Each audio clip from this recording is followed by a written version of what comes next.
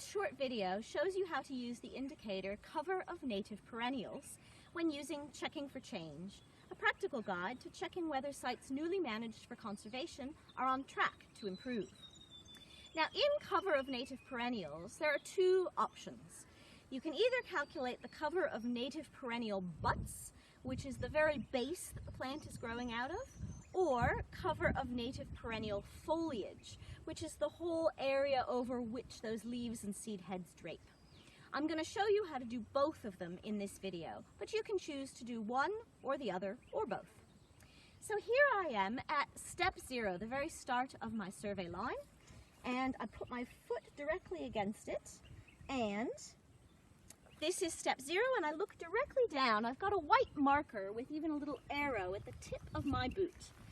And I look and I see whether my boot tip is either on top of a native perennial butt or underneath the foliage of a native perennial plant.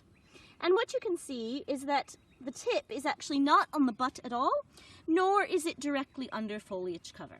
So I record nothing on my data sheet, and I move on to step 1. Step 1 is quite a different story. So now, the tip of my boot is, actually, is it under? No, directly under the tip of my boot, there is no butt or base of a native perennial plant. But what you can see is I'm right next to this native perennial grass. And you can tell it's perennial because it's got dried dead bits as well as living live plant material, showing that it's been growing for multiple seasons. And if I imagine that all this foliage is actually like a big solid dome, if my foot is underneath that dome, then yes, there is native perennial foliage cover at this spot.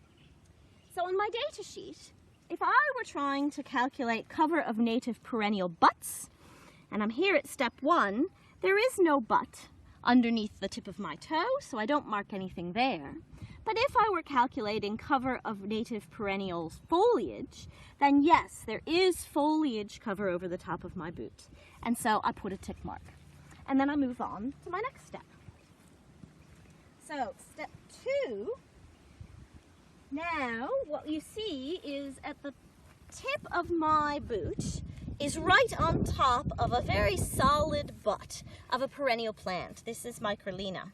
And so now there is cover of native perennial butt. You can also imagine if all the foliage associated with this plant was a solid dome, my foot would also be underneath that dome. So yes, there's also cover of native perennial foliage. So on my data sheet for step 2, if I were calculating cover of native perennials butts, I would mark a tick because my boot is on the butt.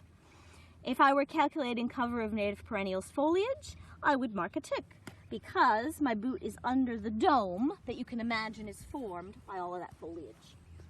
So I continue that way for the entire survey line, and when I get to the end, I calculate the percentage of points where there was native perennial cover. So if I'm doing the butts, I add up all of the ticks in that column. Might be 15. I divide by the number of steps I took, which is about 50. It could be a bit more, it could be a bit less.